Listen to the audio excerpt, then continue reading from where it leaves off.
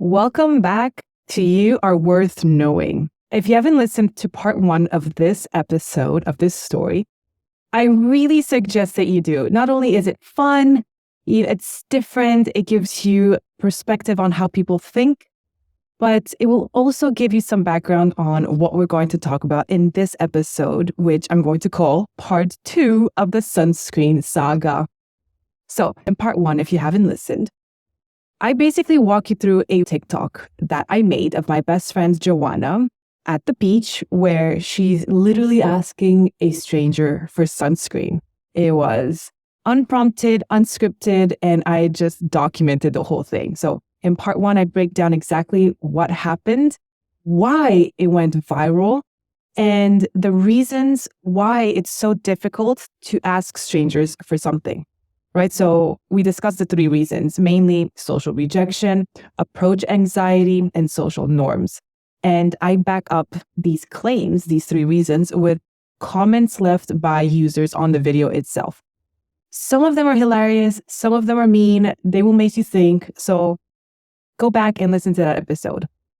Now that we understand the why behind our fear, in this part, we will talk about what we can do to overcome these reasons or reframe them. And who better to help us than the sunscreen girl herself, Joanna. I'm so excited to let everyone in on what I've seen in her for the past 25 years and how amazed I am at her ability to just talk to anybody and to get what she asks for. It seems that 1.4 million people were also captivated by her, with many requesting a step-by-step tutorial on how she did it. How the heck did she ask for sunscreen? Which is what we are going to find out today.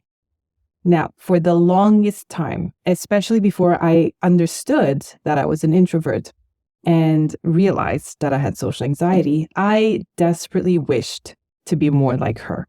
More outgoing, more gregarious, free-spirited, go with the flow, gets everything she wants type of person. And it just didn't seem fair that she had no problem making random friends wherever she went, whereas I couldn't build connections with the people that I knew. And it took me a long time to realize that I had different strengths than she did, and that I couldn't keep comparing myself to the point of depression. But throughout my friendship with her over 25 years, I've picked up on her ways of doing life that I never thought were possible for me. And I'm going to share some of those stories with you today. But this episode is not about me, it's about you, and it's about her. More specifically, it's about getting into her brain and understanding her thought process and how she thinks about life in general. Now, without much further ado, here's my interview with Joanna, and we're going to break down the steps so we can all feel okay asking a stranger for sunscreen. Enjoy. Welcome to the You're Worth Knowing podcast. I'm your host, Roxana Alexandru from Honest Rocks, and I am obsessed with social anxiety. After a decade of trying to figure out how to manage it on my own, I'm on a mission now to share every little insight I've gained along the way. Every week, we'll get just a little bit closer to unraveling the mystery of it so you can live the best version of yourself. Because you are worth knowing. Let's get to it. We have Joanna here with us today. Hello. So before I start with the questions, I wanted to say that I just took the train to get to you. Okay, so I took the train in Amsterdam, and then I got an email saying that I need a mask on the train. So I did a good thing and I went and I bought a blue mask. I haven't seen one of those in like ages. So I'm like, okay, well, where do I go buy one? So I bought one. And then I go on the train, and then this girl in front of me, she doesn't have the blue ones, she has the white ones. And I'm like, oh crap, I have the wrong mask. I'm like, what if I get caught on this train with the wrong mask? In Germany, that's like a big no-no. So I'm like freaking out, and I'm like, oh my God, what do I do? Either I just pretend I don't know, but now I kind of do know that I don't have the right mask. Yeah. Or I asked this girl for a white mask. So I asked, and she said yes. Yay! So I feel like you are contagious in that way. So I hope that the people that watched part 1, they're like, wow, I want to be more like Joanna. Good. Because it is contagious, it is possible. And once you do it a couple times, you get the feeling for it. And you're like, wow, this is awesome. And I think I was texting you at the time, and I was like, Joanna, but I did it because the consequence would be worse, getting caught by the ticket guy and being like, oh, you have the wrong mask. Like, that is more scary than asking someone. So I want to touch upon that a little bit because I wanted to know what is like your consequence with the sunscreen. Because for you, it's getting burns. Correct. Getting burns, or worst case scenario is leaving. I came all this way and then I would have to go home just because I don't have sunscreen. And that to me was just a no-go. No, there must be a solution. I'm going to find a way to stay here somehow and enjoy myself. And you did? Yes. Okay. Yes. So a lot of people would go home based on the comments. Yeah, but I understand why you would then go home, but it's not such an uncommon thing to find when you're on the beach, right? Right. So it's just getting over that little barrier and just asking someone for a bit of help. And then you make some nice conversation. It's actually a funny encounter, little chit chat. We're going to get to that because everyone, I think the people in the comments are like, what does she say? How do you do small talk while you're putting on sunscreen? Okay, sure. Yeah. We're going to get to that because these things that you're saying, they sound, rational. Yeah. But in my mind, I'm like, there's no way. Like, a lot of people can't do that. Okay. So we're going to break it down to make it a little bit more easier to digest, okay? But first I wanted to say, okay, so Joanna, you are here. I gave a little bit of background and introduction to you, and I hope, people got to see part 1. But did you ever think you'd be so popular on TikTok? Definitely not. I was extremely surprised. I think you were also quite surprised. We were both just completely shocked. And although I was the actor in that piece, I mean, you were the director and the producer and everything behind it. So just that combination just seemed to have worked well. And I think a lot of people wonder if it was acted or fake, and staged. That's not staged. It wasn't. Not at all. It was all just very true and authentic. And she just pulled out her phone. I'm like, okay, phone's out. That doesn't stop me. I need to get my sunscreen now, so I will find my sunscreen. Me pulling out the phone was not an indication that this is something crazy you're doing. No, not at all. I just went with it. Because now, after that episode, I'm like, I'm just going to film you doing everything because people just want to know, how do you live like this, So in terms of the people that were watching this video and why it got so popular, it's because they fell into 2 buckets, right? So the people that really want to be like you and they wish they were more like you, and the people that are like, that's child's play. Why do people find this so difficult to do, right? So these are the 2 buckets. Are you surprised that people wish they could do what you do? Yes, maybe just a little bit, because maybe it's something that comes naturally to me, and I know for others it does not. But you need to think about what you need to do to be able to enjoy yourself in this situation, or to just get through this situation. Put you first. Yeah. If that means asking someone for help, you should be able to do it or try to do it. That's just how I see it. So, but when I really think about it, I do realize that in this specific situation, it was a kind of odd and weird thing to do, as opposed to if you're at a store asking someone to help you to find the right size of jeans. Of course, there was a little bit different. But then again, you are in a situation where most people will have sunscreen. So it's not so out of the norm. Except me, because I did not have sunscreen. Yeah, exactly. That is the reason why you went looking for it, because I was unprepared. Yeah. And apparently some commenters think that I'm a parasite, or you are a parasite, because you're not prepared and you go ask someone for sunscreen. Yes. I do have to say I am usually quite ill prepared in some situations. And I think because the reason is that I always feel that at some point there's some nice or wonderful person nearby that will be able to help if I ever need or require something from them. So you never stress out if you forget something or you don't have something on you? No. I mean, either I'll find it at the store, and if not, then I'll just ask someone for help, because we need to, have some faith that humanity is still positive and good. So like that. That's how you live your life. Yeah, that's how I live my life. So most people that have social anxiety, they're going to go the other way and think, okay, well, they're going to reject me. They're like, oh, I'm automatically rejected. But you go from the other side, you're like, someone is going to help me. Yeah. So you have a very different perspective on approaching people. Correct. Yes. Okay. Rejection may happen, but then you just try again. And worst case scenario, you don't see this person ever again. He'll forget about you and you move on. It's the moving on that's the Yeah. difficult part, though. Okay. Like moving on after you're rejected. We're gonna get back to that because for you, rejection doesn't hit the same as it does for other people. So along the lines of, do you think that this is a superpower that you carry, or do you think that it's available to everyone? I think it is available to everyone. I never really saw it as a superpower. I just think that if you put yourself out there, you can do it. And the more oftentimes you do it, it gets a little bit easier to put yourselves into situations that makes you a little bit uncomfortable. So it's important to just try slowly and then just try, and then you'll eventually get there. Is that how you started, or was it always just easy for you? Oh, no. That's not how So you're just giving advice. How did it start for you? No, I have to say that I was quite a shy child. I was quite quiet as well. I had a lot of energy, but just generally speaking, I was quite shy. And I think when I entered high school, I found a bunch of people, basically my friends, who were just crazy. I mean, they were loud, obnoxious, extroverted, and they really helped me pull out of my shell. Yeah. And I have to attribute my extrovertedness, is that even a word? We're making it a word. to them to some extent, Yeah. because they really did help me just like not care so much about what other people think. You just do you, of course, with respect and what is needed in society to function properly, but just generally speaking, just to not care too much.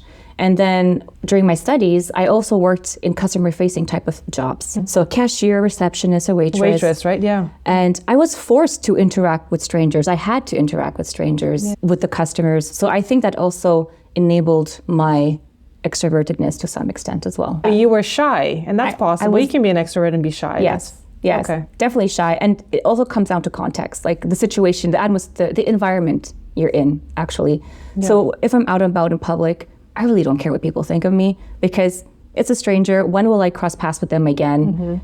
It's not a big deal. But maybe in a work environment, I do care a little bit more about what my boss and what my colleagues think of me. Yeah, you're not crazy. You're not just, I don't give a shit what anybody thinks. You can't, that's totally extreme. You're not going to go that way. Yeah. So you do care. I do care to some extent, of course. I think it's, Let's if just I put do that not as a care, I'd be baseline. psychopathic. Exactly. So I've known you for 26 years. I do not remember you being a shy kid, probably because we were close friends, and whenever you're with your close buddy, you are yourself and you can feel comfortable with them. So I don't remember you being shy. You're not as extroverted as you are now, but I never would have pegged you as an introvert. But the one thing that I do remember growing up with you when you're like 7, 8, 9, I would tease you, unfortunately. I wasn't a bully, but I would tease you about certain things we're not going to bring up now. Yeah. But you were never affected. So I remember looking at you and teasing you and waiting for a reaction. For example, your braces. You got braces at a young age. Yeah, at 11. Yes, you were one of the first ones. And I was Yes. like, and I was trying to make fun of you. Yeah. It didn't work. Fine. You didn't care. Yeah. So I remember that at a young age, you already had this with you. You were carrying it with you. That's I don't know if you see yourself that way. I remember the teasing. Yes. I'm sorry. No, I mean, kids will be kids, Yeah. But you're right. It did not affect me so profoundly. I think I was just didn't want to pay attention to that and instead paid attention to the good stuff or the nice stuff that was happening.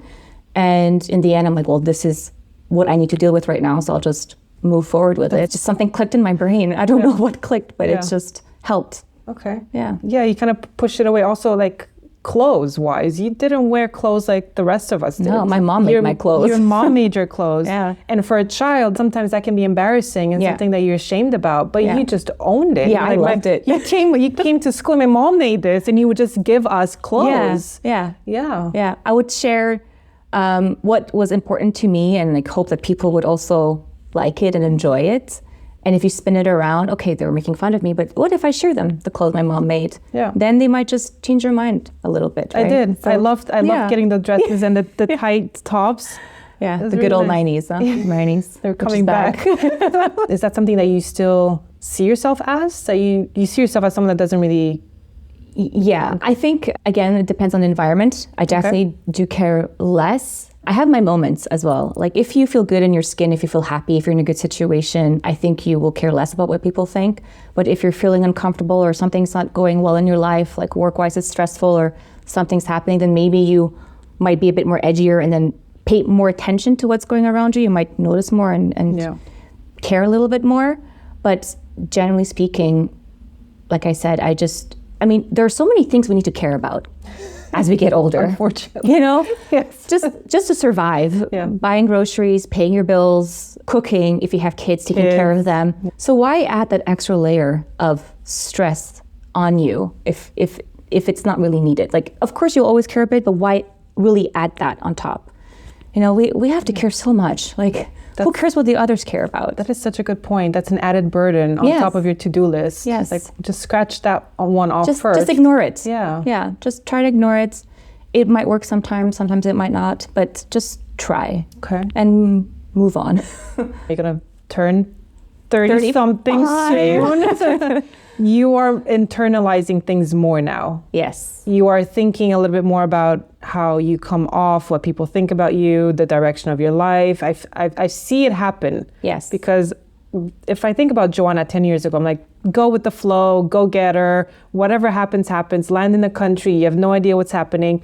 You're more of a micromanager now. You're thinking, you're organizing, you're creating your trips with details and things like that. You're getting ready for a wedding. Yeah. You're planning things ahead. So things have shifted, but you yourself haven't in a way. Does that make sense? Yeah, my core is still... Yes. So even though you're internalizing, Yeah. you're not taking things personally. Correct. Okay. Yes. I think internalizing and thinking more in general just comes with age. Yes. Which could be a wonderful thing and a terrible thing at the same time.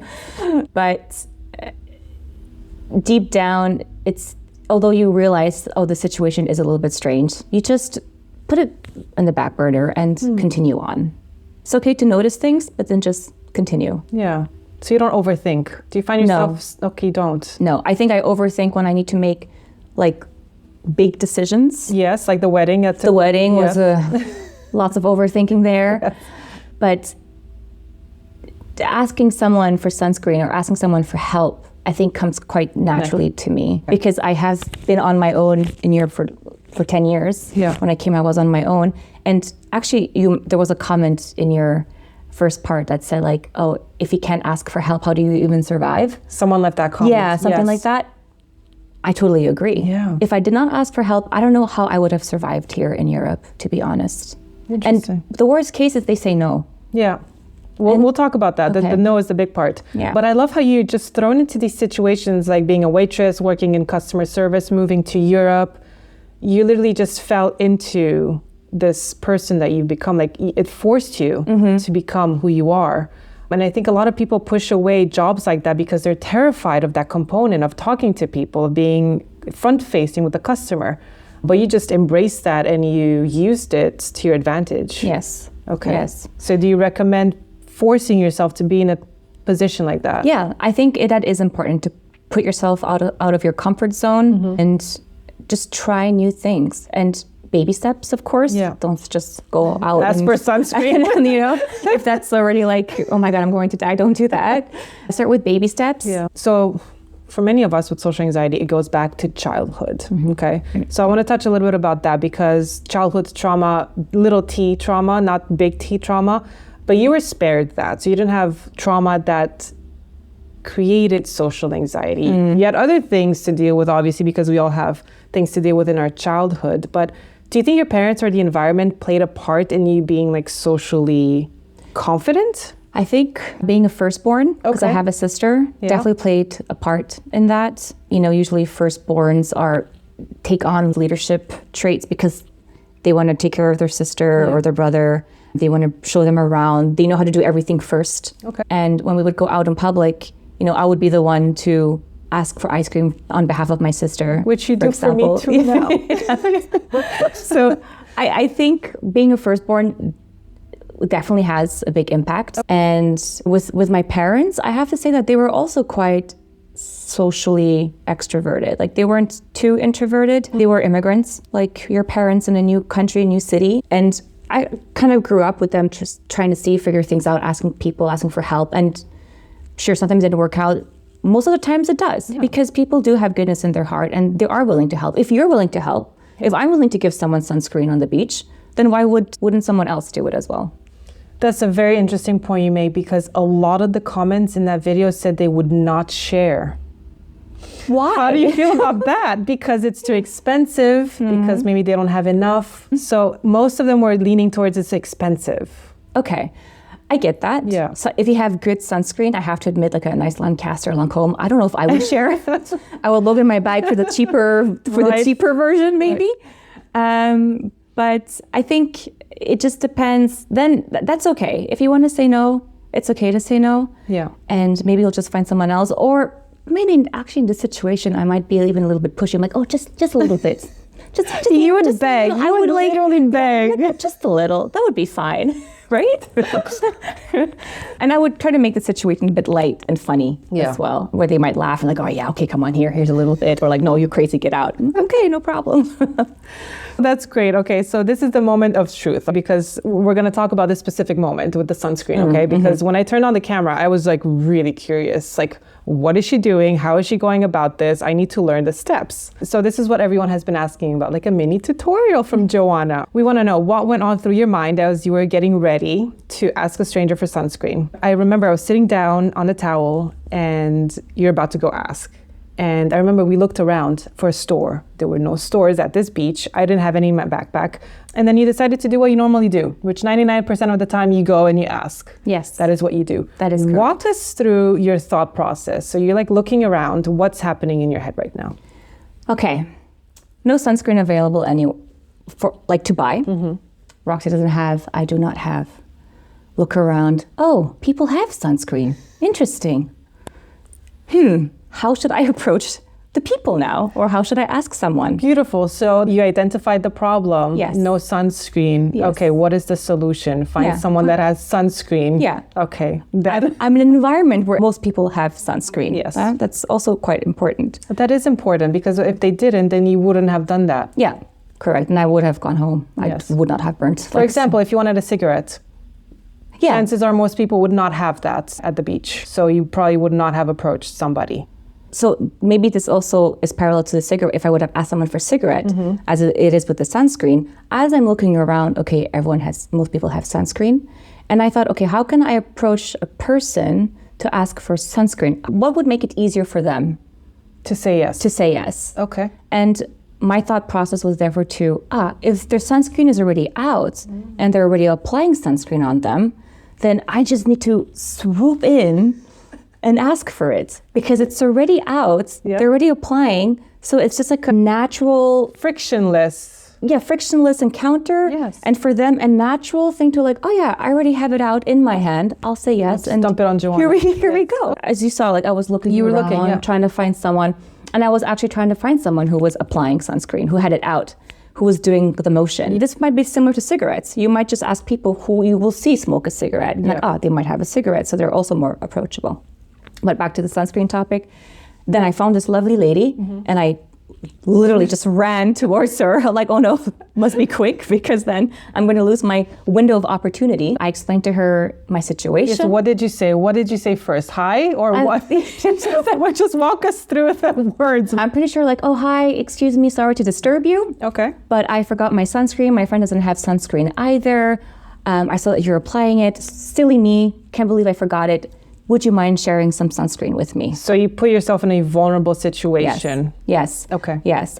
You didn't just demand, hi, can I have some sunscreen? No, you actually added some backstory. Yeah, I add a bit of backstory, just 1-2 sentences, keep it simple. And then even, tell them, oh, I know, I'm so stupid, I'm so silly, how can I forget sunscreen going to the beach? So you don't want the lady to think that you're just a wackadoodle. Yeah, okay. Exactly. Yeah.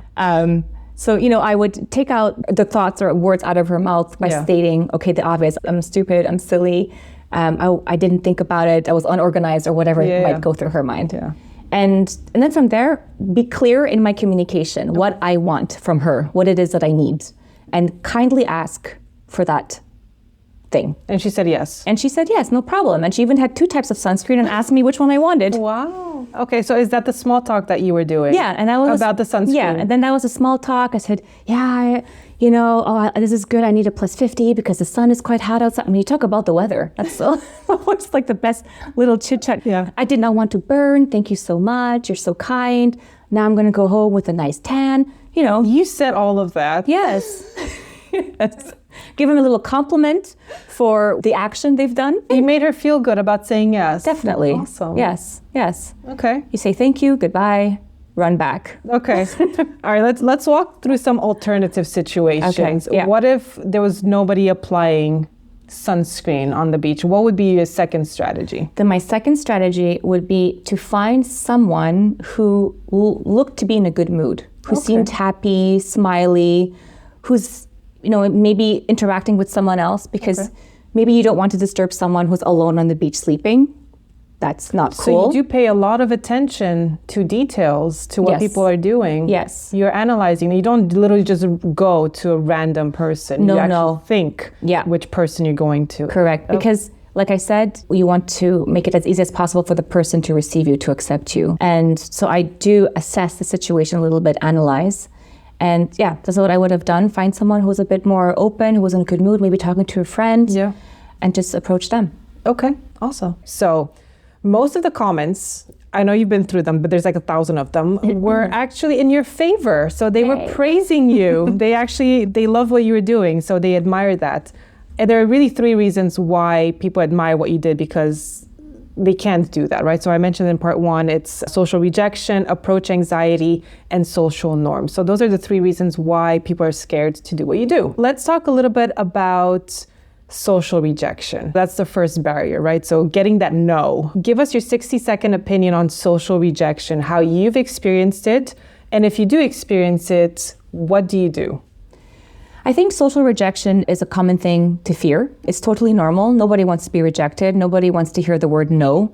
Hearing no does make us feel slightly bad, or that we did something wrong. It does affect us inside. I have experienced social rejection, of course. Do you have an example? I do have an example. I went to a hotel and I paid extra for the breakfast. I went in and the breakfast was just terrible. And I thought, okay, well, I don't want to pay for this. I went back to the receptionist and I asked her, hey, can I get my money back? Because I'm not going to eat anything here. I don't like the breakfast. And she said no. And I went, okay, not cool. No, you know, is a customer always supposed to be right? Not in this country you're in. Yeah, but not there. And I said, okay, I at least tried. Yeah. I asked, because I think I would have kicked myself even more if I did not try. Okay. And That's see fair. what the outcome of the situation was. Because you could have gotten your money back. Yeah, because I could have gotten my money back. Yeah. So I think it's valid to feel and fear social rejection, but I think what's important is just to try. And if you put yourself in these situations and more people tell you no, at some point you just brush it off. Yeah. It doesn't become such a big deal. You're desensitized. Yeah, correct. Okay, is it different if it's not a business? Because you asked for a refund, but what if you're socially rejected by your friends or a potential partner? Then they're not your partner or your friends. You are cruel. Just telling you like it is. Yeah, I mean, no. If a good friend of mine would reject me for whatever reason, in a mean way, then they're not. It's not in a mean way, but what do you mean? You are disappointed. That they didn't invite me somewhere. Yeah, invite something me out. like that. Yeah. I think, sure. No, I will be disappointed, but I will maybe approach them later and ask, hey, why wasn't I invited? I just want to know. It's okay. I understand. Maybe get a bit of an explanation, at least with friends and work colleagues and people you can ask for feedback, for a follow-through. You can follow through. So you think that's normal? And let me tell you a story. When I was in college, I was really close to this girl. I was on the tennis team. We were both Romanians. She was like my person on the team. She and her boyfriend at the time had a big Halloween party. And they invited the entire team, almost everyone, except me. You can imagine how that felt, because I was always talking to her, and then I find out through obviously other people that are going to the Halloween party that there's a party and I didn't get an invitation. You know what I did? I didn't talk to her for 8 years after. A little extreme, Roxy. I rekindled this connection 3 years ago, and we're good now because we're always good. It was just that I didn't go back for that feedback. 3 years ago, when I reached back out to her, I said, hey, we've lost touch. It's been a long time. Just so you know, I was upset that I wasn't invited at the Halloween party. And she was shocked because in her mind, she didn't take care of the invitation. It was her boyfriend that took care of it. And at that time, she was probably like drunk and having a good time. She wasn't going to pay attention to the 50 people that are in the room, right? So I took on this whole burden and she had no idea. And now I see, obviously, it was not fair to her. I should have reached back out and say, hey, I wasn't invited, what happened? Yeah. Or I don't know what I would have said, but I went 6 years without having a relationship with her, which sucks because I really like her. And, I took it so personally and she had no idea. Yeah. And a lot of the times people just don't realize No. or they don't know. And I think it's very important to just not confront, but just have that conversation and ask what happened. And actually this brings me to a story where also when I was in Canada, two of my good friends went to the movie theaters and they invite me to the movies. And I was thinking, well, I'm here. They know I like to go to, I like this movie specifically. Why did they not invite me? Yeah. And I was a little hurt Yeah. by it, that they didn't consider me or think about me. And when I did ask them the next day, I'm like, oh, so you guys went to the movies, huh? A little passive aggressive, right? And they're like, oh, we didn't realize you wanted to come. I thought you were spending time with your family. So they're being considerate for you. Correct. They thought like, oh, we don't want to bother her. She's super busy. There's a lot of things going on. It's always crazy when she's back home. We'll just let her be with her family. That's fair. So I'm like, oh, okay. I mean, because then they could have made you feel guilty that you're not going with them instead of spending time with your family. Yeah. That's very nice of them to do that. Yeah. But you took it the other way. I took it different. Yeah. And a lot of times people do take it differently. And it's important to have open dialogue and to converse with one another. To just better understand what your thought process was. Okay. So the second thing is approach anxiety. So approach anxiety is obviously mostly, if you Google that, it's related to men approaching women that they find attractive. Where the approach anxiety comes, you don't know how you're going to come off if she's with someone. There's a lot of anxiety for guys, right, in like a dating situation. But we can use that and transfer it into like the asking for sunscreen. So the approach anxiety doesn't exist for you because, like you mentioned, you think that most people are helpful. And if they say no, let's talk about that. If she had said no to you, what would have been your next step? I would have told her, oh, it's okay, no problem. I will just find someone else. Thank you for your time. And you would have gone to someone else? I would have gone to someone else. Or would you have gone back to me, to our spot? I think I would have first looked if there's anyone nearby who was applying sunscreen and go to them. If not, I think I would have just come back to you. Okay. Yeah, but I would have tried someone else for sure. Yeah. So as you mentioned throughout this whole conversation, approach anxiety is not something you experience. No, that's true. Not so much. Like I said, I have no problem asking for help. For a lot of people, it's like, oh, my ego's bruised if I ask for help and stuff like this. Yes. Not at all. Or I look stupid doing it. I think it's great when people ask for help. Okay, and the third one is social norms. So there was a comment that said that, okay, maybe for an American this would work, but in my country, I don't know what country this person was in, it wouldn't work. Do you find that plays a part in how easy it is for you to ask for help because you're in a country that welcomes it? I mean, Germany, the Netherlands. Well, I do travel quite a lot. So that's why I want to get your opinion on that. And I don't think my behavior changes too much. It doesn't? No. Okay. Because I think I will find a way to ask someone, and then, or maybe it's another tourist if I'm in an area that's socially not open to people coming towards to approaching them. Yeah. But I don't really know what kind of society or country. I think he was talking more in the sense that it's more of an extroverted environment. So maybe like Japan is more introverted. They don't really ask people for help. Oh, the Japanese, they come to you all the time. They do? Yes. They're very much curious about foreigners and they love tourists. Okay. That also shocked me. But I think my approach would be similar. And maybe not a stranger than someone who might be in charge, like an authoritative type of figure. Yeah. Like maybe if there was like a lifeguard. Yeah. You would have gone to him. Yeah, gone to him. He must have sunscreen, for example. I would assume so. That would never cross my mind that he would have one. I would think so. And then He's there all day. Approaching a young, good-looking man. Of course. That's also anxiety-inducing. I wanted to finish this conversation because I know it could go on for ages. I want to go through some of the comments that shocked me a little bit. and I had to defend you. You can go through it and you can see that I'm defending you in many comments with people. Some of them really annoyed me. But okay, so someone said that this is an example of the privilege a thin, conventionally beautiful white woman has. So I've seen a couple of those where they mentioned race plays a factor in how easy it is for you to get a yes. And in the first episode, I mentioned that you are not a white, you are mixed. Okay, so give us a little bit of a background of your mix and if you think that plays a part. Okay, well, first off, I want to say thank you for the compliment of being thin and beautiful. That's lovely to hear. Yes, I am mixed.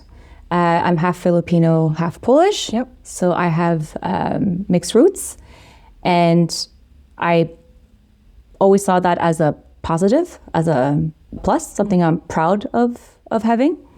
And I think studies have shown that attractive people or people, what society says is attractive, beauty, usually succeed better or have better opportunities or do better in life, generally speaking. And I can understand that, although I do believe that your beauty is in the eye of the beholder.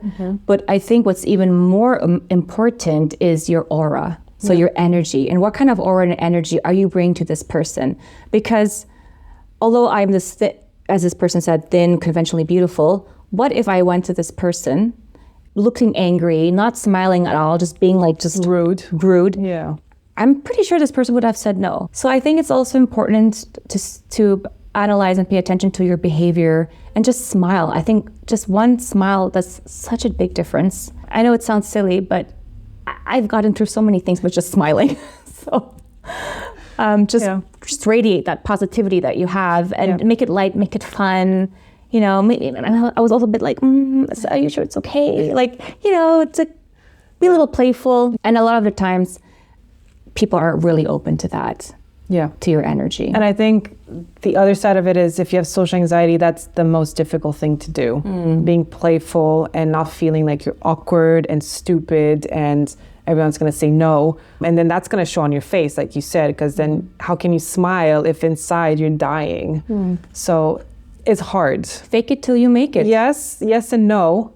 But the aura, how you approach someone has to be open and friendly. Yes. So body language plays a big part in it. I mean, when I go visit you in Amsterdam, Roxy, like I'm in Amsterdam, awesome city. First of all, I love the city with my best friend. I am just like so happy and excited to be there. Yeah. And we interact with quite some people. Like people feel that openness. But when I'm in Germany, I'm serious. I need to work. I have things going on. I'm more closed off and the interactions are much, much less. Let's just say that every single time you are in Amsterdam, I end up talking to strangers. And that is not something I like doing, but for some reason, there's always this guy or some guys that just enter the conversation. Because you're just there. Walking, I think I literally walk around Amsterdam with a smile. And that you're makes people approach you.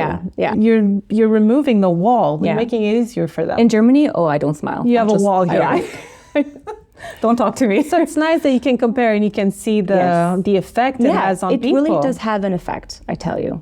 All right, this is a comment that I really liked. So what if they say no and then you're embarrassed in front of everyone and they are all judging you for how stupid you are to not have sunscreen? Yeah, sure. I will feel a pang of embarrassment or feel a little shy about the situation, feel a little awkward. At that moment, if I can, I would try to come up with a joke about the situation. Maybe say something like, oh yeah, I myself will not be sure if I would share sunscreen. Just to lighten it a little bit. Stay positive. Yes. That's my biggest message. Like, stay positive. Don't say like, oh, well, that's rude. Just be happy that they were willing to listen to you and they took their time to just give you a minute and move forward. Let's move on to a more mean comment. Why don't you try being responsible and bring your own sunscreen and don't waste someone else's money, Joanna? Oh boy. How do you feel about this one? I don't care. You don't care. I knew it. I don't care.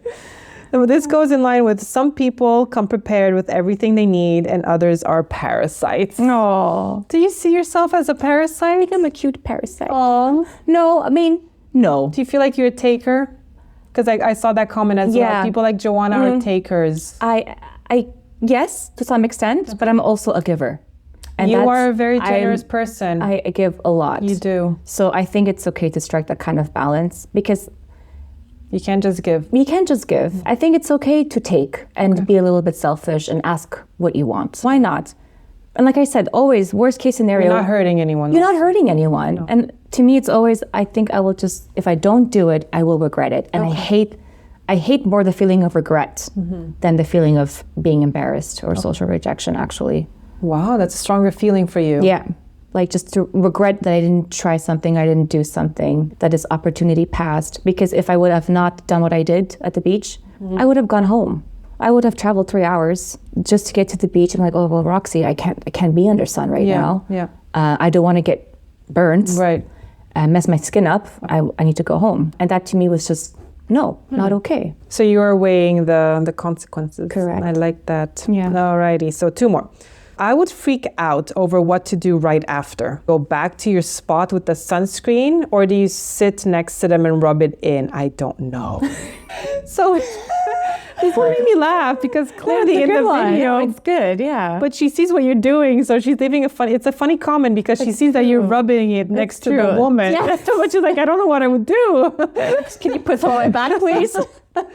Yeah. I think if your towel is very close where you need a couple of steps, I think it's okay to go back and then apply your sunscreen there. Like, oh, 1 second, I'll just do it here and I'll bring it back to you. But it was a little bit, it was pretty far. Yeah, it wasn't too close to us. Yeah. So I thought, okay, that's going to be awkward, like this walk back and this walk. So I thought, oh, let me just do it there and talk to her a little bit, some small chat. Oh, smells nice, you know.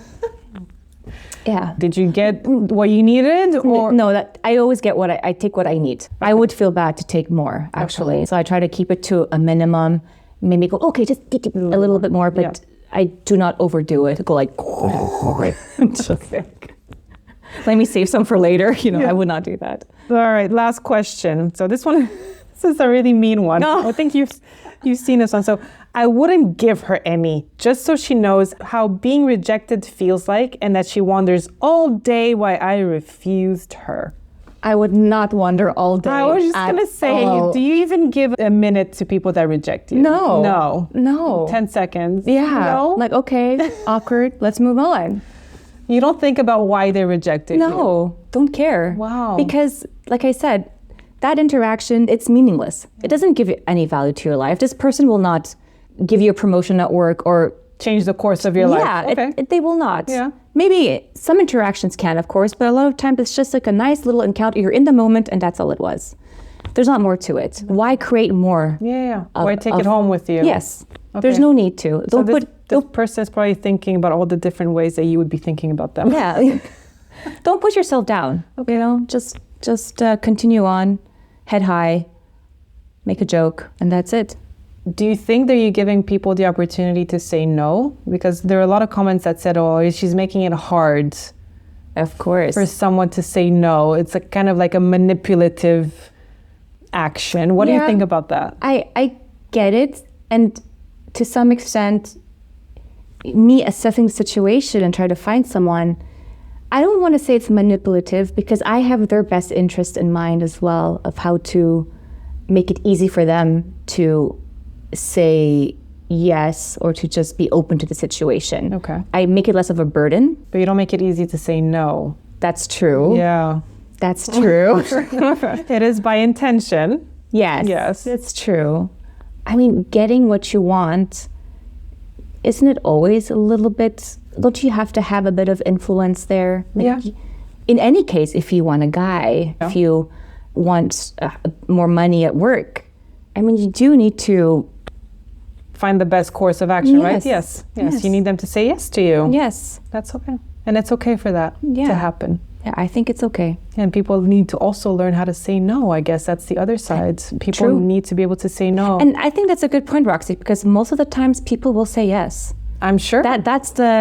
Actually, you'll be really surprised that most of the times people will say yes.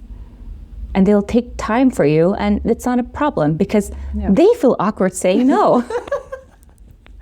That's true. That's true. That's the other side of it. Yes. And we're going to end on that because that is a beautiful way to finish this. Yes. You ask, you get. Exactly. Thank you, Jojo. You're Always a welcome. pleasure. Yay, it was fun.